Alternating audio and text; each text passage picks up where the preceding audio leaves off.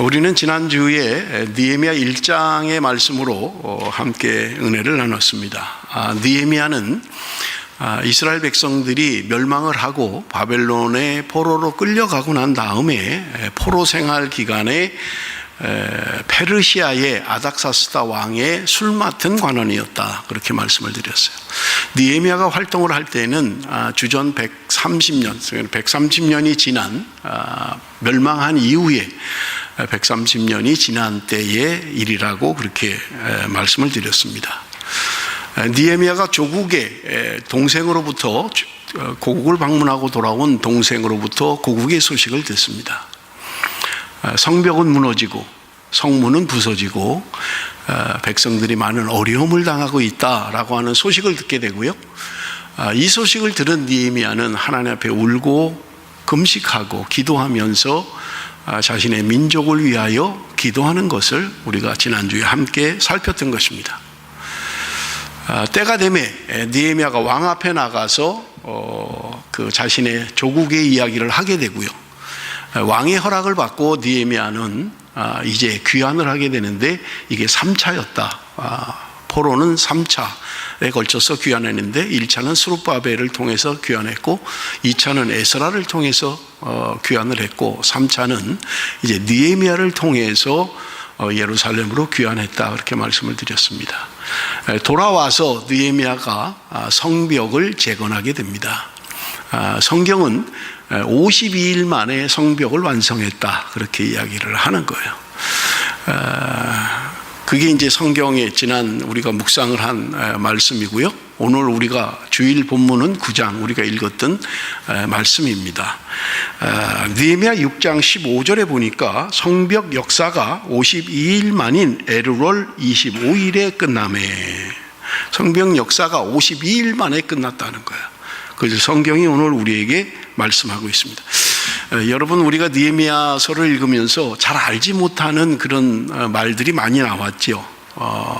느헤미야가 소식을 들었을 때가, 동생이 조국에 갔다 와서 소식을 들려준 게 아닥사스다 왕 20년 기슬루월이었다, 그렇게 이야기를 했죠. 기슬루월이라고 하는 이 날짜는 우리 태양력으로 하면 11월, 12월에 해당됩니다. 11월, 12월. 그때 이제 조국의 소식을 들었다라고 하는 거고요.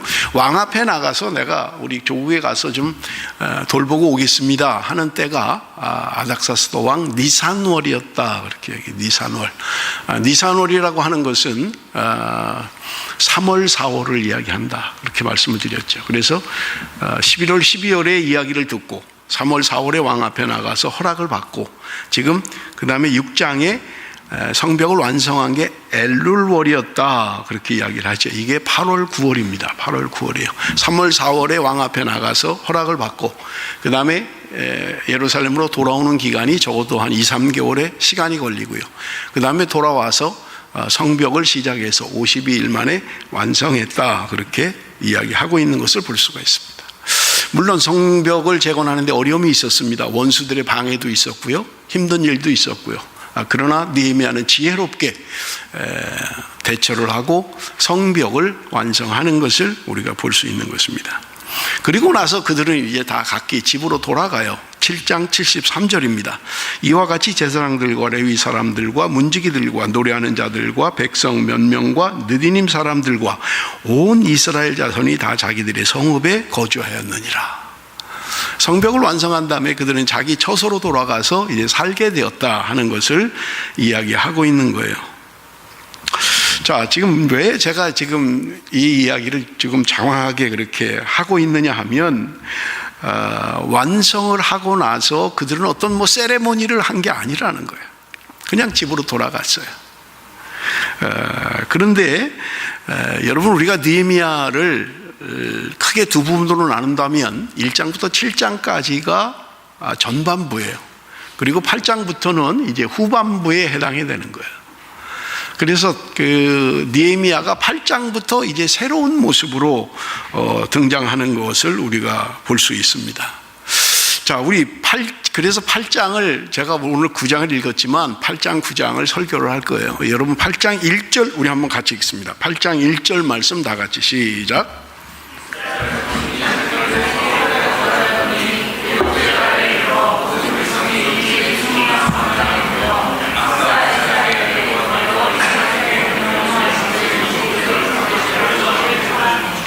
여기 보면 이스라엘 자손이 자기들의 성읍에 거주하였는데 7째 달에 이르러서는 백성들이 일제히 수문 앞 광장에 모였다. 그렇게 이야기하고 있는 거예요. 여기 갑자기 또 7월이라는 날짜가 나오죠. 지금 이 기자가 그 시간을 아주 정확하게 이야기하고 있는 것을 우리가 볼 수 있어요. 여러분, 여기 7월이라고 하는 것은 태양력을 말하지 않습니다. 그들의 종교력이에요. 종교력. 종교의 달로 7월이다. 그렇게 이야기하는 이 종교력은 유대인의 민간력으로는 1월입니다. 1월. 그러니까 신년 첫 달이에요. 우리가 뭐 1월 1일, 뭐 1월 하면 그 해에 이제 시작하는 그런 날이잖아요. 유대인의 시작의 달은 그들의 종교력으로 7월이에요. 그게 그들은 새롭게 시작하는 첫 해의 날이라고 그렇게 이야기하는 거예요. 그래서 여러분 성경에 보면 7월에 절기가 특별히 많아요. 그래서 여러분 첫째는 이제 나팔절이 7월 1일이고요. 그 다음에 7월 10일은 대속죄일이라고 하는 대제사장이 민족의 죄를 걸머지고 속죄하는 날이 7월 10일입니다. 그 다음에 7월 15일부터는 오늘 우리가 본문에도 기록되어 있습니다만은 초막절을 지키게 돼요. 초막절. 일주일 동안 지키게 되는데 15일부터 21일까지 한 주간 동안 초막절을 지키게 됩니다. 이때는 나무가지를 꺾어서 초막을 짓고 초막에서 일주일 동안 사는 거예요. 그들이 광야의 삶을 기억하면서 하나님이 우리를 어떻게 인도하셨는가 그런 기념하는 절기입니다. 그 초막절이 끝나면 8일째는 대성회로 모여서 집회를 하고 절기가 마쳐지는 거예요. 그래서 7월에는 적어도 3개의 절기가 있다. 나팔절이 있고 대속죄일이 있고 그 다음에 초막절이 있다. 그래서 여러분 7월에는 굉장히 집회가 많은 때다. 우리가 1월 달은 뭐 다 그렇잖아요. 교회 1월이 되면 뭐 신년 부흥성회 이런 거 하잖아요. 또 신년 특별 새벽 기도회 뭐 이런 거 하잖아요. 새로운 한 해를 우리가 기도하면서 맞읍시다. 새로운 한 해를 우리가 집회하고 말씀에 결단하고 그렇게 맞자라는 의미로 그렇게 행하는 것을 우리가 볼 수 있어요. 그런데 8장 1절에 보면 그 7째 달 한 해를 시작하는 1월에 그들이 모였다. 성경은 이야기하는데 어디에 모였습니까? 수문 앞 광장에 모였다. 수문 앞 광장에 모였다는 거예요. 그래서 수문이라고 하는 것은 말 그대로 물의 문이죠. 수문. 히스기야 왕이 수로를 만들었는데 성 밖에 있는 물줄기를 성 안으로 끌어들였던 거예요. 그게 지금도 있는데 한 600m 정도 되는 꼬불꼬불 한 600m 되는 수로를 끌어들였어요. 그리고 그 끝에는 우리가 신약 성경에 나오는 실로암 연못이라고 하는 실로암 연못이 수로 끝에 있다라고 하는 것을 여러분 기억을 하시고요.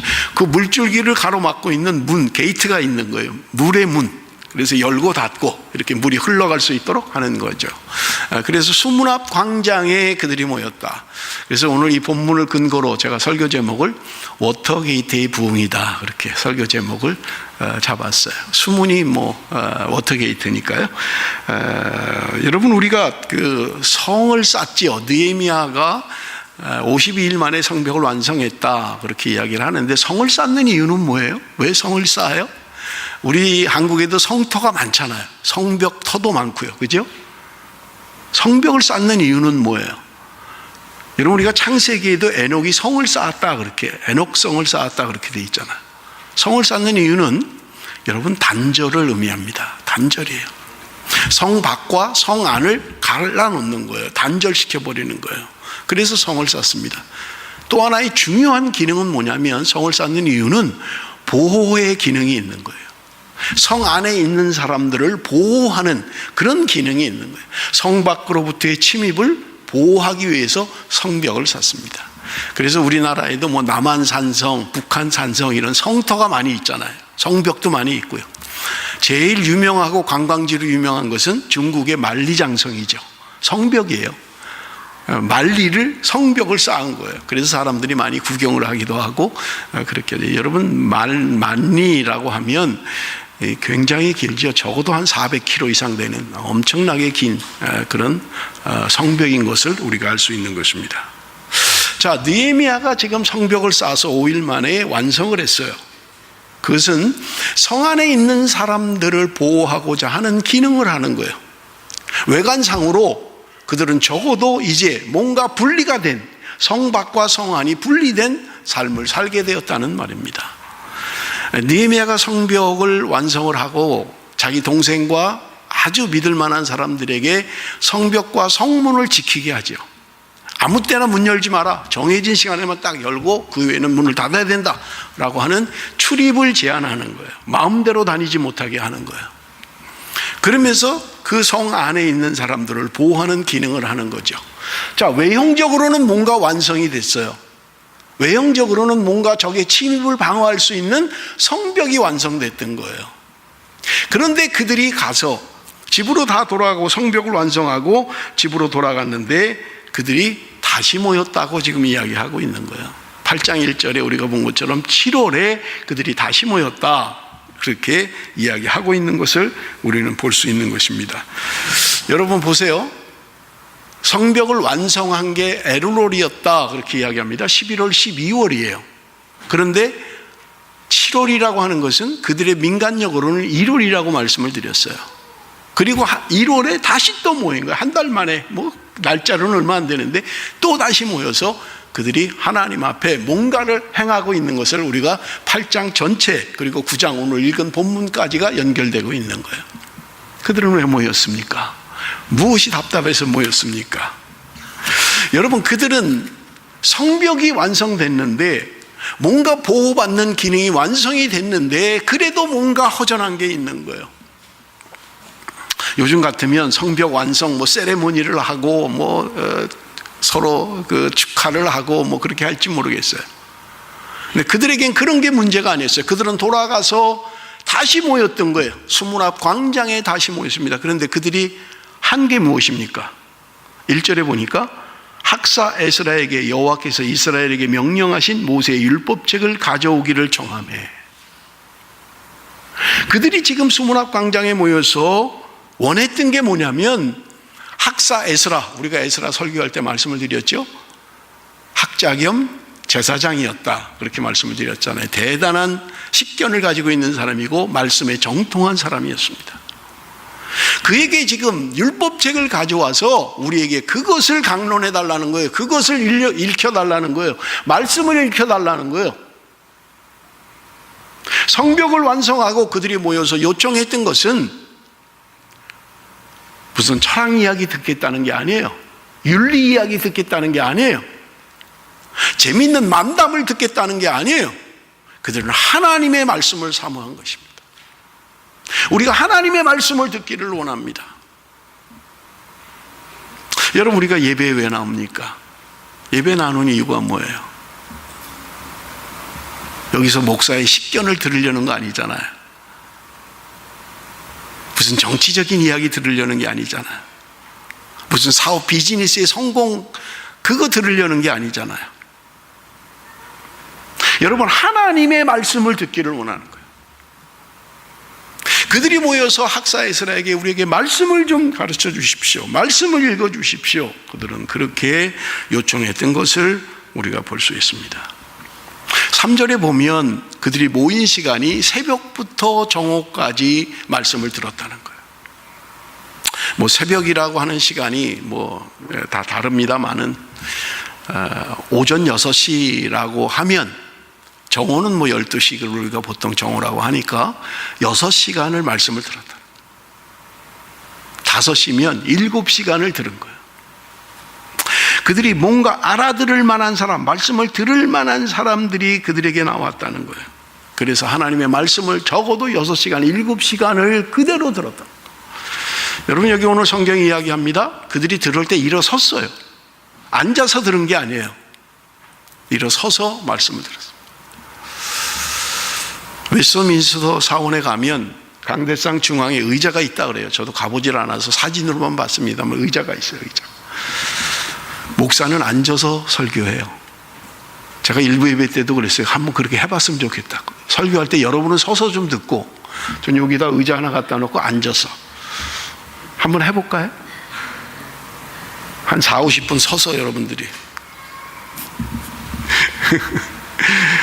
그들은 적어도 6시간, 7시간을 서서 그들이 말씀을 들었던 거예요. 그만큼 하나님의 말씀을 사모했던 거예요. 요즘도 뭐 우리가 듣는 이야기들이 중국의 뭐 이런 모임들이나 신앙생활하기 어려운 곳의 이야기들을 들으면요, 예배 시간이 엄청 길다는 거예요. 보통 3시간, 뭐 긴 데는 4시간.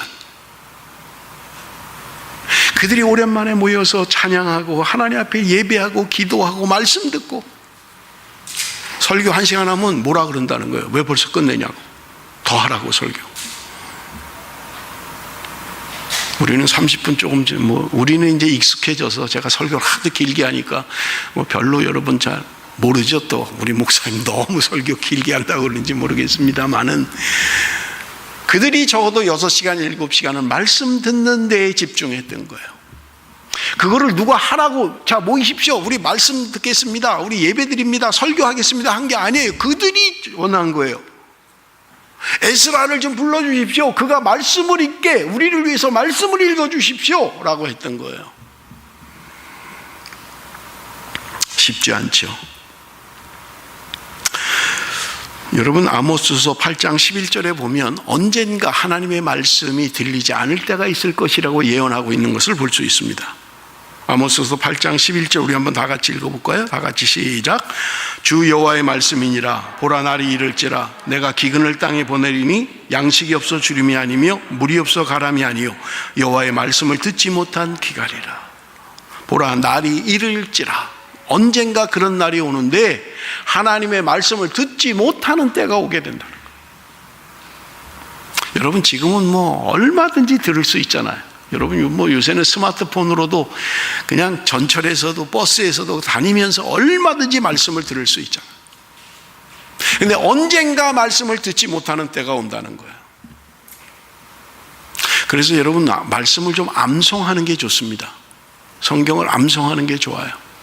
전에 제자 훈련할 때는 졸업할 때까지 70절을 암송해야 돼요. 70절을. 근데 다 했어요. 특히 젊은 사람보다 젊은 사람이 잘 외울 것 같죠? 아니에요. 나이 든 사람들이 더요. 왜? 젊은 사람은 머리를 의지하거든요. 오기 전에 한두 번 읽어보면 외울 수 있는 거예요. 근데 나이 든 사람은 안 돼요. 자꾸 잊어버리는 거예요. 그러니까 자꾸 봐야 되고 외워야 돼요. 제가 주일학교 우리 전도사님한테도 그랬어요. 우리 주일학교 아이들 성경 암송을 좀 시키면 좋겠다. 제가 어릴 때는요, 교회를 가면 암송 카드를 줬어요. 암송 카드 한 절. 그러면 그거 외워야 뭐 과자도 주고 사탕도 줘요. 한 주일 동안 그거 외우는 거예요. 그 다음 주일 가면 선생님이 점검해요. 외워봐. 그러면 성경 암송 한 주일 동안 외운 거 하는 거예요. 하나님이 세상을 이처럼 사하사, 그래서 사탕 하나 주는 거. 그게 생각이 나더라고요. 그래서 말씀을 준비하면서 제가 전도사님한테 주일학교도 좀 성경 암송을 하게 해라. 성경 암송. 아이들이 어릴 때부터 성경을 외울 수 있도록. 오래 남는 거예요. 성경을 외워야 돼요. 언젠가 성경이 들려지지 않는, 읽을 수 없는 날이 온다는 거예요. 그때 내 머릿속에 외운 것, 그 말씀이 생각나야 돼요. 그 말씀이. 그들은 새벽부터 정오까지 모여서 하나님의 말씀을 들었던 것입니다. 3절에 보니까 수문 앞 광장에서 새벽부터 정오까지 남자나 여자나 알아들을 만한 모든 사람 앞에서 읽음에 뭇백성이 그 율법책에 귀를 기울였는데, 알아들을 만한 모든 사람들이 나와서 말씀을 들었다는 거예요. 그런데 그들의 말씀에 대한 태도를 보십시오. 그들은 율법책에 귀를 기울였다, 그렇게 이야기해요. 귀를 기울였다. 여러분, 13절에 보면 그 이튿날 뭇백성의 족장들과 제사장과 레위 사람들이 율법의 말씀을 밝히 알고자 하여 학사 에스라에게 모여서, 그들이 모여서 6시간 내지 7시간 말씀을 들었어요. 그런데 그 다음날 또 모였다는 거예요. 학사 에스라에게 또 모여서 또 말씀을 들었다는 거예요.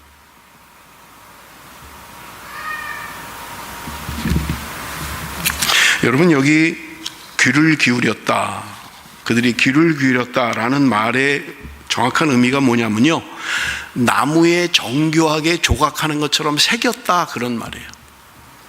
출애굽기 32장 16절에 보면 그 판은 하나님이 만드신 것이요 글자는 하나님이 쓰셔서 판에 새기신 것이더라.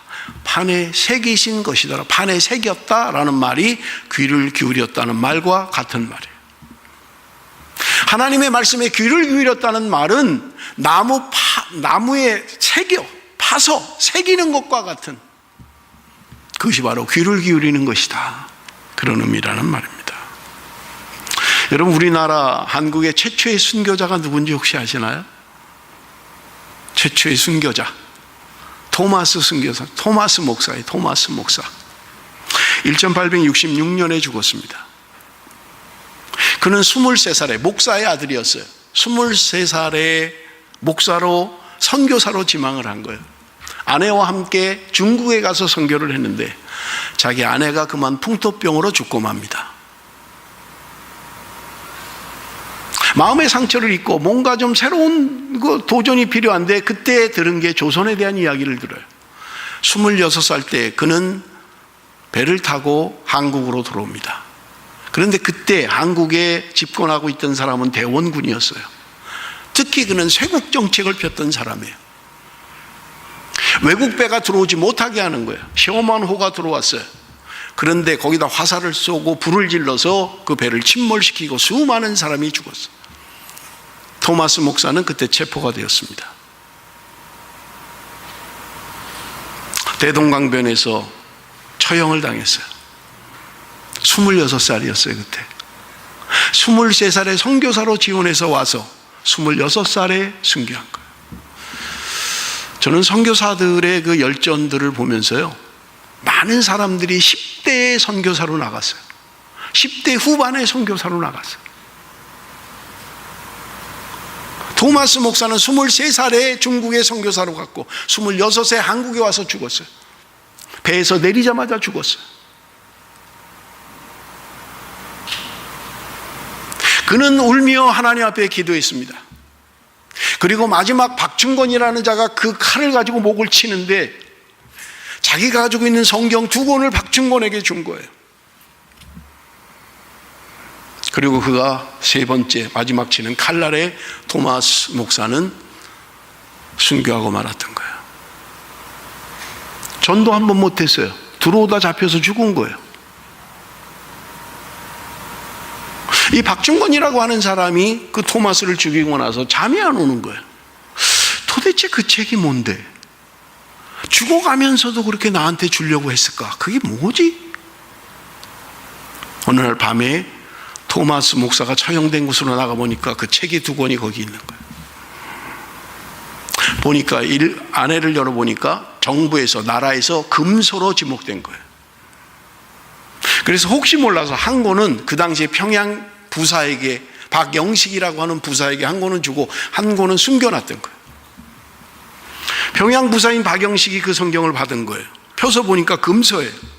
중국말로 돼 있어요. 그러니까 읽을 수는 있는 거예요. 못 읽게 하니까 그냥 놔뒀던 거예요. 근데 어느 날 집을 수리하다가 도배를 해야 되는데 도배지가 없는 거예요. 그때 성경이 생각난 거예요. 그래서 그거 종이 얄팍하고 좋던데 저걸로 도배하면 되겠다.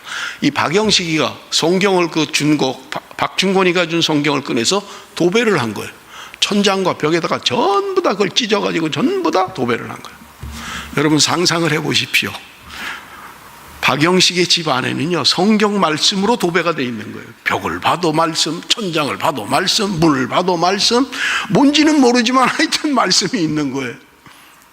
그런데 이 박영식이가 어느 날 잠이 안 와서 자기 벽에 글씨를 한번 보니까 뭔가 들어오는데 요한복음 5장 24절의 말씀이 눈에 들어왔어요. 우리 한번 같이 읽어봅니다.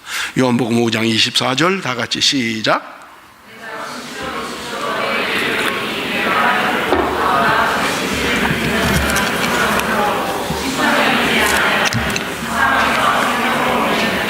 무슨 말인지 이해가 안 돼요. 뭐 영생, 나를 믿는 자는 영생을 얻었고 심판, 심판, 사망, 생명 이런 거야 알지만 영생은 뭐지? 심판은 뭐지? 이게 무슨 말인지 도대체 모르는 거예요.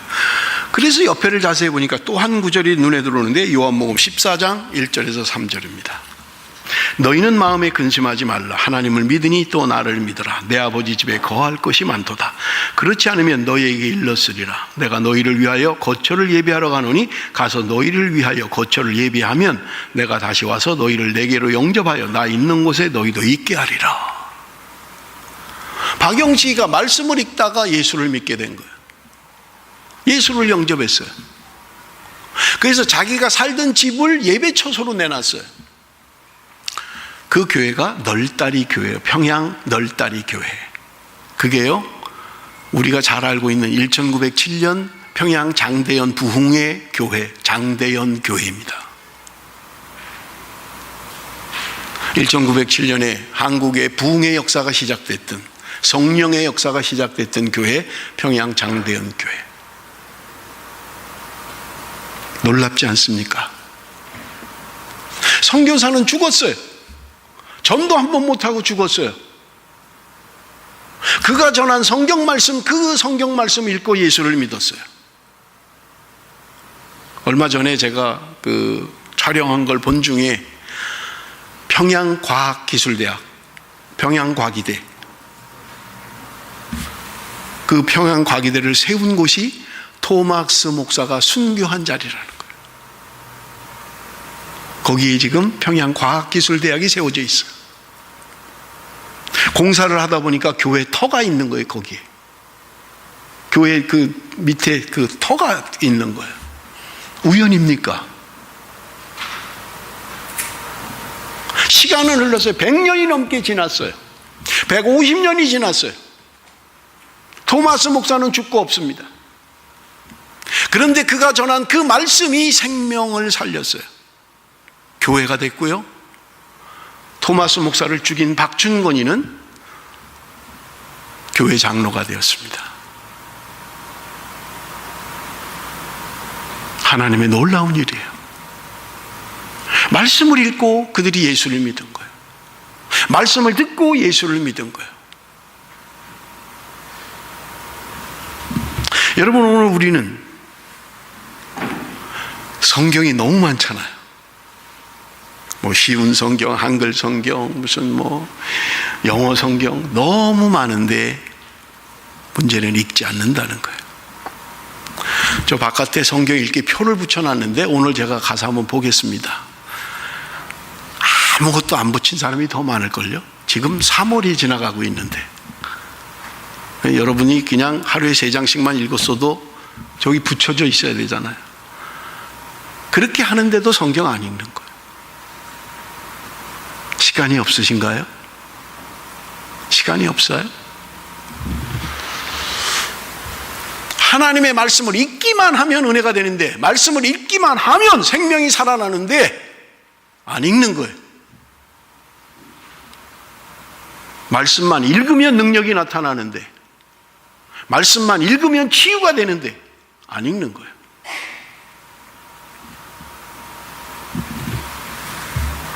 여러분, 5절 말씀입니다. 에스라가 모든 백성 위에 서서 그들 목전에 책을 펴니 책을 펼 때에 모든 백성이 일어서니라. 하나님의 말씀을 앉아서 듣지 않았어요. 하나님의 말씀이 들려올 때 그들은 일어나서 전부 다 하나님의 말씀을 들었던 거예요. 6절에 보니까 그들이 하나님의 말씀을 들을 때 그들이 일어서서 아멘, 손을 들고 아멘 아멘 하며 응답했다고 이야기하고 있는 것입니다. 그들이 몸을 굽혀 땅에 대고 하나님을 예배했던 것입니다. 여러분, 모슬렘이 어떤 면에서는 우리보다 더 성경대로 잘하는 것 같아요. 예배를 드릴 때 몸을 완전히 땅에다 엎드렸다고요. 그게 예배였어요. 굽혀 경배하며 엎드리는 거예요. 내 몸을 땅바닥에 대는 거예요. 모슬렘들은 시간만 나면 몽석 깔아놓고 엎드리잖아요. 땅바닥에. 기도 시간이 되면. 우리는 언제부터인가 다 이렇게 앉아서 편안하게 기대고 앉아가지고 졸립잖아요. 잠이 오잖아요. 또 기대니까. 졸 시간이 없어요. 성경 나오면 아멘 하고 엎드려야 되니까. 땅바닥에 엎드려야 되는데 뭐 졸아요, 졸긴. 하나님의 말씀에 대한 경외심이 있었던 거예요. 말씀이 들려올 때 그들은 일어서서 손을 들고 아멘 아멘 하며 그들은 응답했던 것입니다.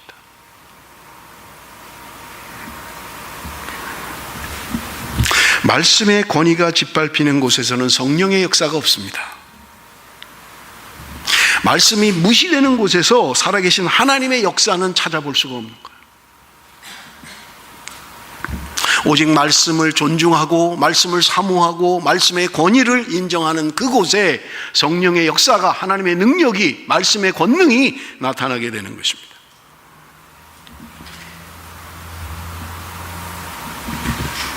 그래서 사무엘상 2장 30절에 보면 나를 존중히 여기는 자를 내가 존중히 여기고,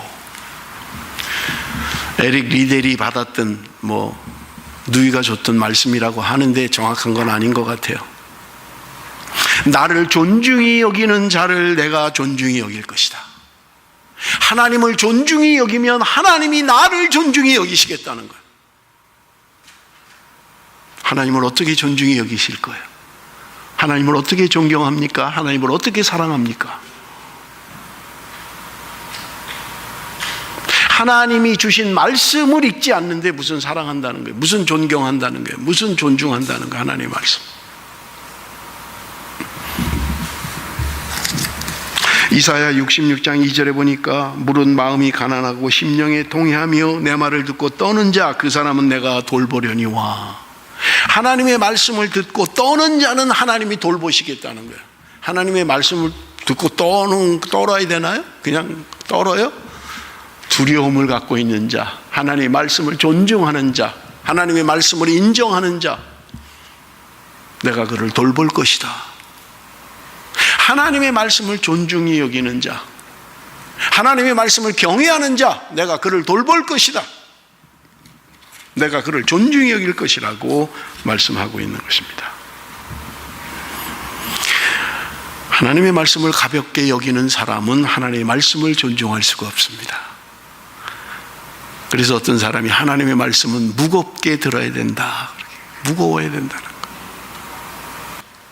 7절 8절 같이 읽습니다. 7절 8절 다 같이 시작. 예수아와 바나와 세레바와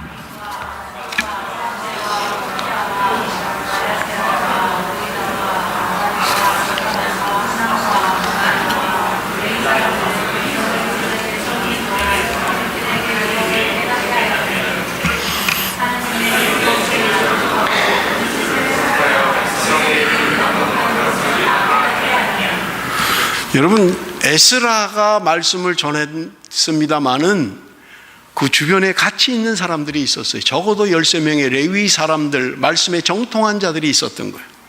말씀을 읽으면 그 사람들이 해석해 줬던 거예요. 의미를 모르면, 뜻을 모르면 그들이 가르쳐 줬던 거예요. 그래서 그들이 뜻을 깨달았다, 그렇게 이야기하고 있는 거예요. 하나님의 말씀을 깨달았다는 거예요. 여러분, 하나님의 말씀을 들을 때 적어도 인격적으로 들어야만 합니다. 여러분, 우리가 그런 말을 많이 하지요. 하나님을 내가 인격적으로 만났습니다. 어떻게 만난 게 인격적으로 만나는 거예요? 인격적이라는 게 뭐예요? 지적인 것, 정적인 것, 의지적인 것, 이게 인격이잖아요. 하나님의 말씀을 깨달았다는 거예요. 누군가 하나님의 말씀을 가르쳐 주어서 하나님의 말씀을 깨달을 수 있었다는 거예요. 그래서 여러분, 하나님의 말씀을 공부해야 돼요. 다음에 성경 일도학교 공고가 나가면 등록하셔서 공부하셔야 돼요. 하나님의 말씀을 알아야 돼요. 깨달아야만 돼요.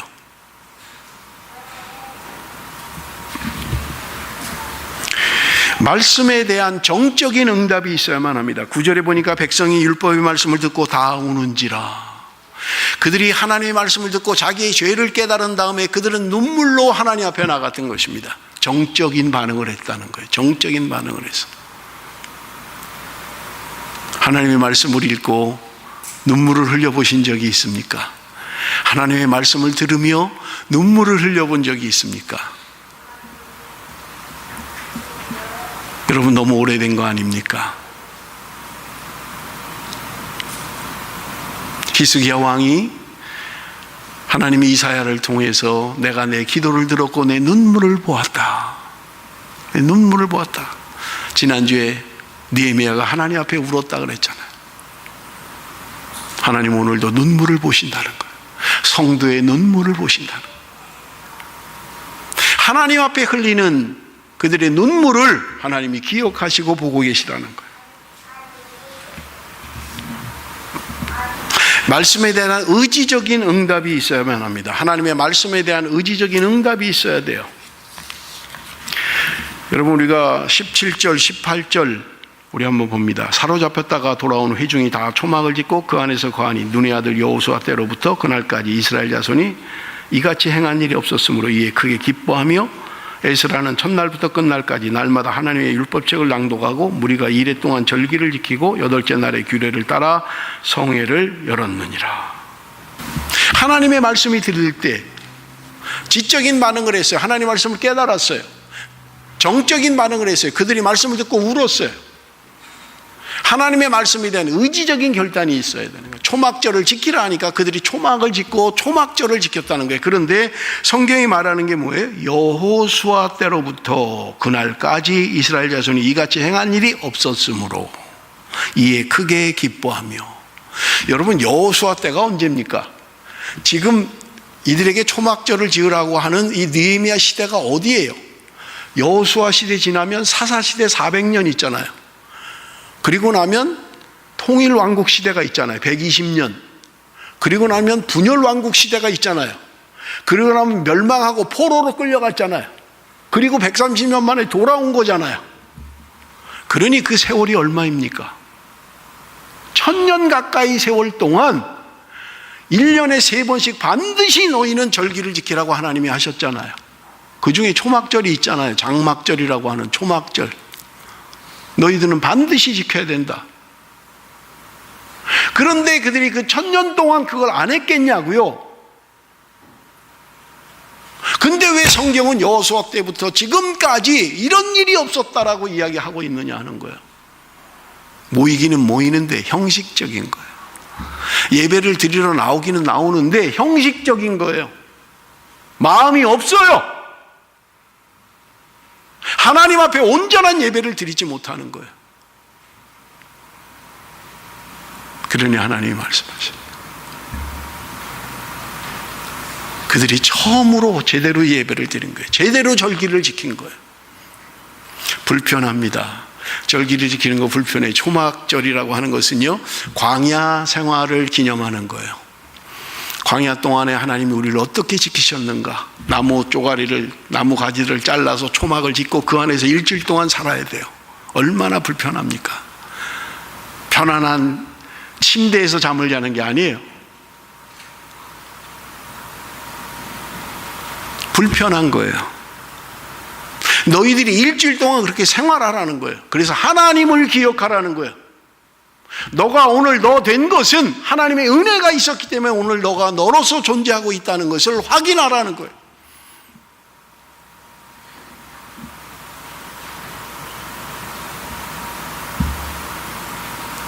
절기를 지키는 것은 불편한 일입니다.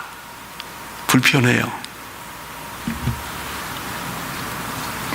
그래서 신앙생활은 때로 좀 불편해야 돼요. 너무 편안하면 신앙생활을 제대로 하지 못해요. 조금 불편해야 하나님의 은혜를 기억하는 거예요. 여러분, 우리가 읽었습니다마는 9장 1절에서 3절 우리 한번 읽어봅니다. 9장 1절에서 3절 다 같이 읽습니다. 시작.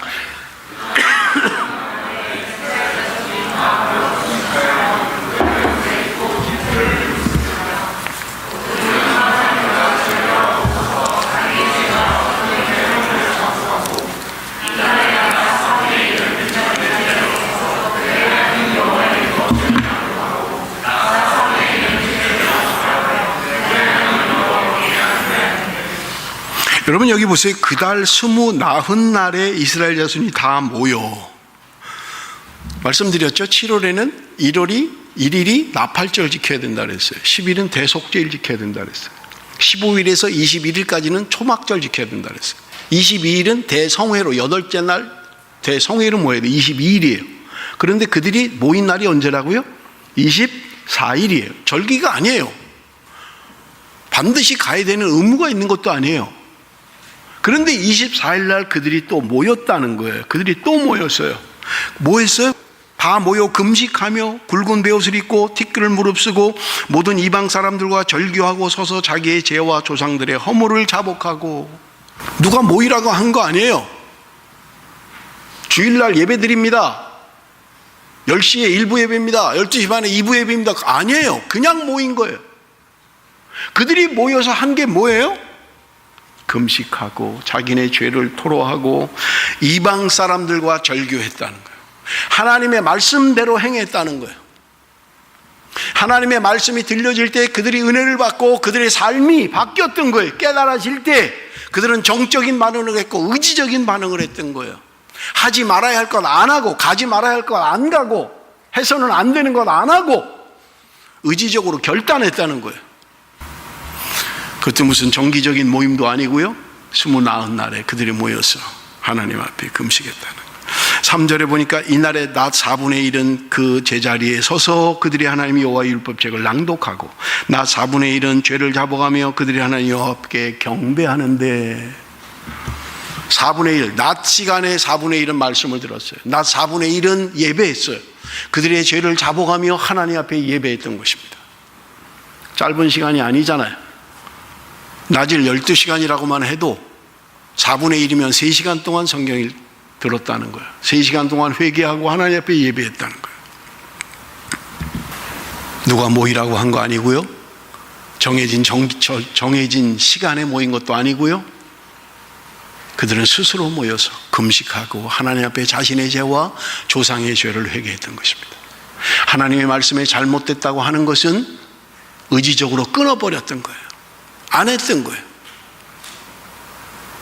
여러분, 우리가 신앙생활하면서 인격적으로 반응해야 된다. 하나님의 말씀을 들을 때 인격적으로 반응해야 된다라고 할 때 하나님의 말씀을 깨닫기 위해서 여러분 노력을 해야 된다는 거예요. 읽어야 돼요.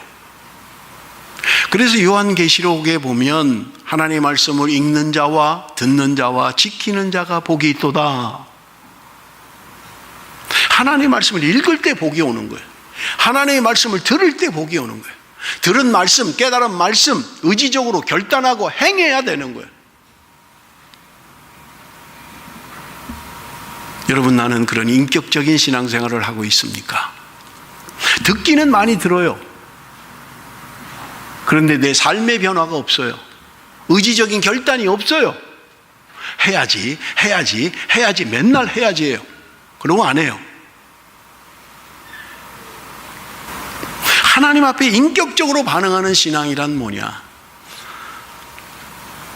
읽어야 되고 들어야 합니다. 그래서 깨달아졌으면 순종하고 고쳐야 돼요. 끊을 것을 끊어야 돼요.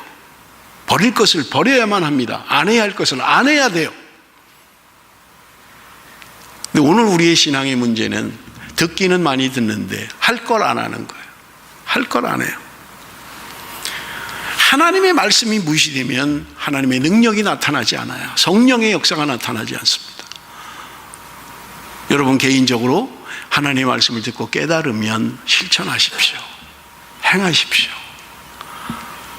지금부터라도 성경 읽으셔서 스티커를 좀 붙이세요.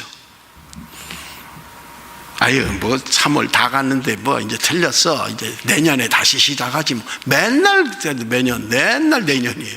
지금 하세요. 지금. 이번 주부터, 오늘부터 내가 읽겠습니다. 결단해야 해요. 행동해야 돼요. 맨날 은혜는 많이 받는데 아멘은 하는데 그 다음에 삶은 없는 거예요. 사랑하는 성도 여러분, 말씀을 맺겠습니다. 느헤미야로 말미암아 그들에게 말씀의 회복이 일어났던 거예요. 진정한 회개가 그들 가운데 있었습니다. 예배가 회복되고 삶이 변화가 됐던 것입니다. 그들이 온전히 하나님 앞에 나아갔던 거예요. 사랑하는 성도 여러분, 얼마나 많이 모이느냐는 중요하지 않아요. 몇 사람이 하나님 앞에 진심으로 예배하느냐가 중요합니다. 하나님이 많이 모이는 걸 기뻐하신다면 한 군데로 다 가야죠. 한 군데로. 내가 하나님 앞에 어떤 자리에 있든 예배자로, 진정한 예배자로, 바른 예배자로 하나님, 내가 그렇게 서겠습니다.